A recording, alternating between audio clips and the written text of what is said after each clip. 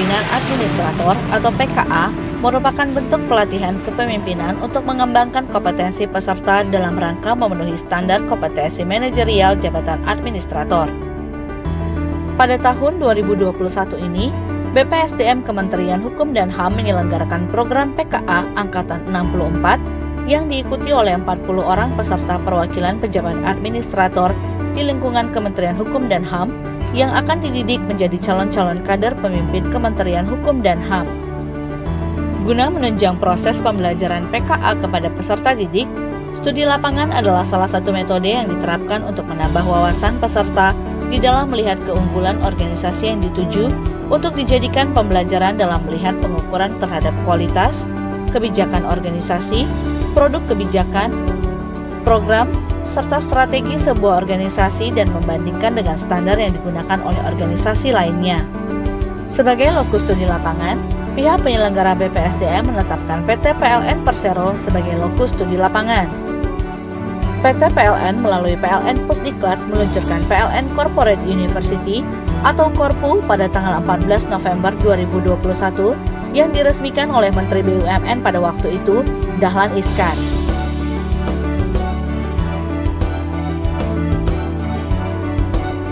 Corporate University ini merupakan sebuah engine yang mentransformasikan kepemimpinan, peningkatan kompetensi, dan menumbuhkan budaya berkinerja tinggi.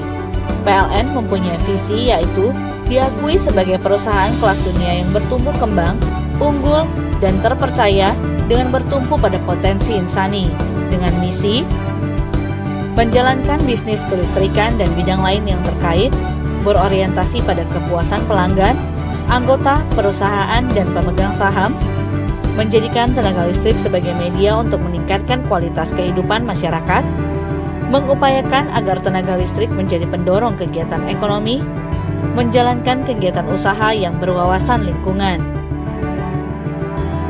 Tata nilai dari PLN Corporate University adalah amanah, kompeten, harmonis, loyal, adaptif, dan kolaboratif.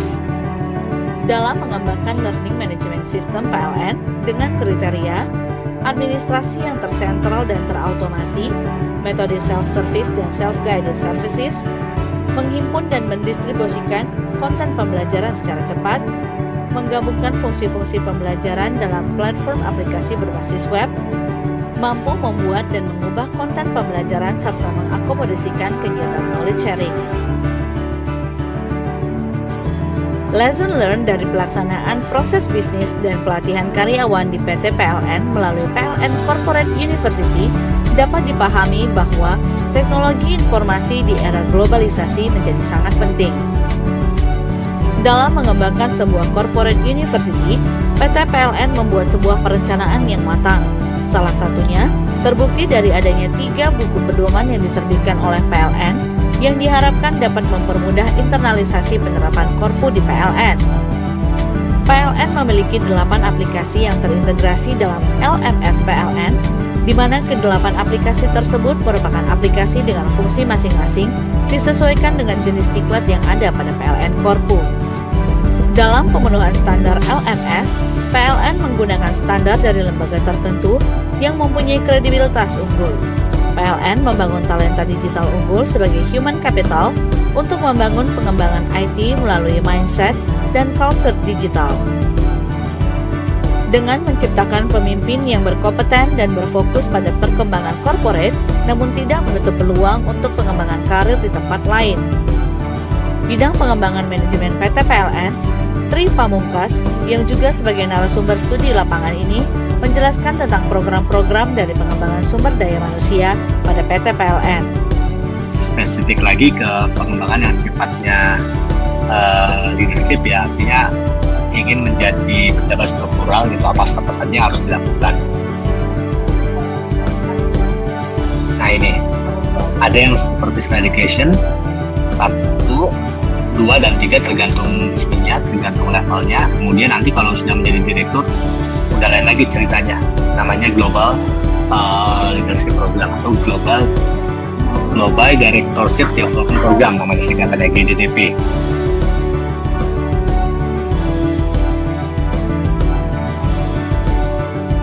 bagaimana aplikasi-aplikasi tersebut untuk bisa dilaksanakan serta mensinergikan data-data bahwa si pegawai mampu untuk dikembangkan ke level yang lebih tinggi. Mungkin seperti itu. Aplikasinya apa?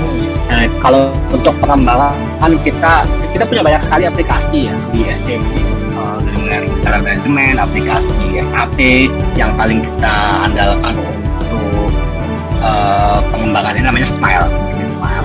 Smile itu isinya macam-macam, riwayat dia di kelasnya, kemudian Smile juga akan bersinergi gitu dengan aplikasi lain dari assessment center ya. Mungkin tadi Ibu sampaikan pakai asesor gitu kan, assessment center. Nah, kita di PLN itu punya namanya unit sendiri, namanya Pelaksana Assessment Center. Tugasnya adalah mengelola asesmen semua pegawai, termasuk juga psikotes-psikotesnya gitu kan. Ada di sini nih. Nih kalau dilihat kecil gambarnya ini adalah profil seseorang.